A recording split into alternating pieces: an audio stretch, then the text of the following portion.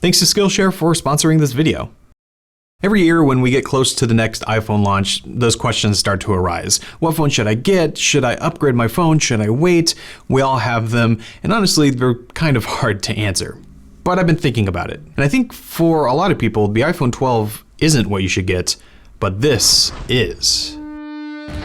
Okay, so the iPhone 10 is a little bit of an older phone at this point, but when I was looking at it and looking at what we're expecting for the iPhone 12, the differences aren't all that big. The first reason you consider this is, of course, the price. If you look at the upcoming iPhone 12, the current rumor, it's been fluctuating, but the current idea is that you'll be able to get one at the cheapest for around $700. Might be a little less, might be a little more, but around that $700 price point. Not that horrible for a flagship, especially considering Apple loves to charge more and more these days. But if you look at the iPhone 10, you could easily get these for around $400. And that's really what got me thinking here. $400 is the same price you'd pay for the brand new iPhone SE. And I and a lot of others have really recommended that phone because it's such a good value for what you're paying for.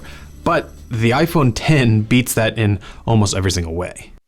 What's getting me excited about the iPhone 12, not the 12 Pro, but the regular 12, is that it's bringing a lot of the, more expensive features that we currently have in the Pro models down to that 12 line. So the biggest one for me, OLED. Once you get used to using an OLED high-res panel, it's hard to go back. And yeah, in the grand scheme of things, using something like from the iPhone SE or the iPhone 11, the screen's not bad, it's just not quite as good. But with the iPhone 10, you get that. Interestingly, the screen is noticeably worse than what we have with the Super Retina XDR display of the iPhone 11 Pro, but it still gives you all the OLED benefits. Poppy colors, great contrast, and it's not a bad screen by any means. It's just kind of crazy. Even though the screen on paper is basically the same, you can definitely tell a difference, but even so, with those minor differences, it's still worlds better than what you get with the iPhone 11 or something like the iPhone SE. So screen is definitely a big one. Another is, for me at least, the build quality. I like having that stainless steel band. I've been using this design since the iPhone 10 came out,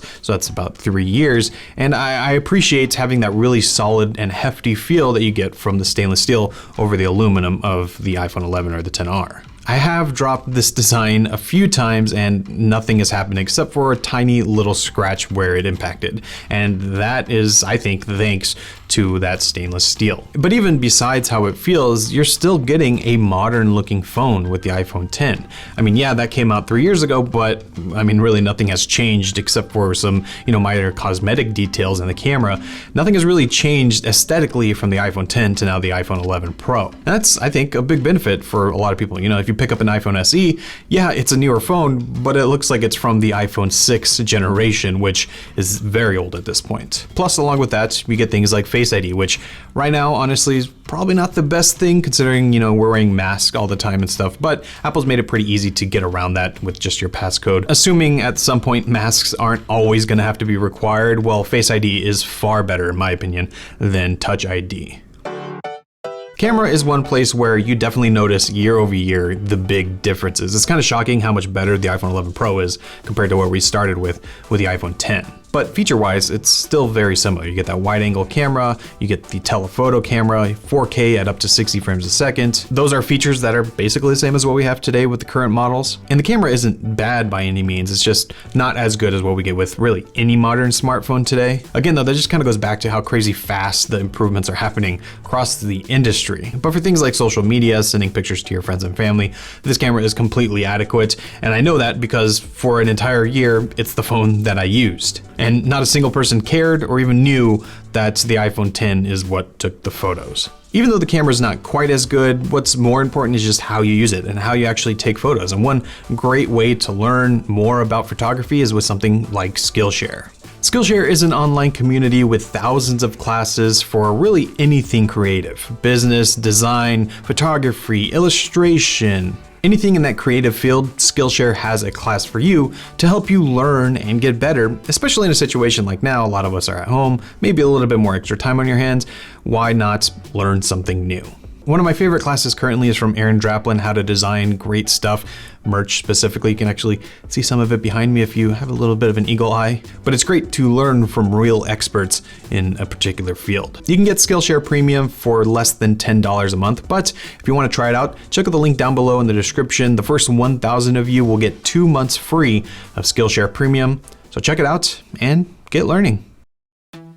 Performance and software is also one of the other leading features of an iPhone in general, and this has the Apple A11 chip inside, so it's a few generations old, but much like with every Apple chip, I really haven't noticed a big difference in performance. All the things that I've wanted to do, this phone can handle no problem. There's probably some situations where I'm sure you would notice the little bottleneck there, but these processors have had so much headroom to begin with that even a few years down the line, you're probably not going to max it out most of the time. And that kind of goes hand in hand with software. This will get iOS 14 when it comes out. It's on the current version of iOS 13.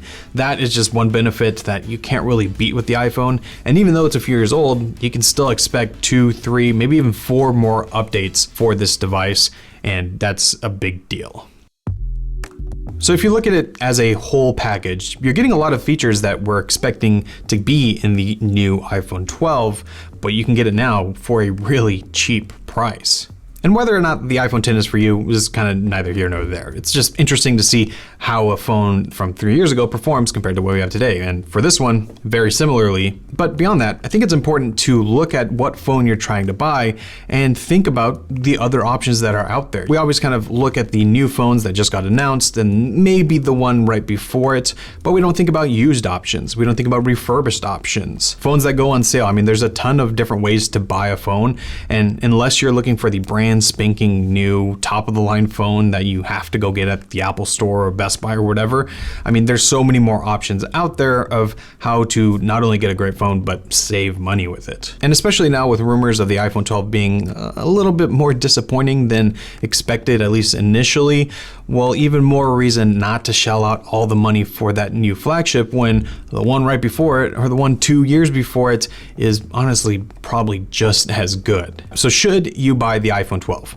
Maybe, but just because it's the newest phone doesn't mean it's the one you have to buy.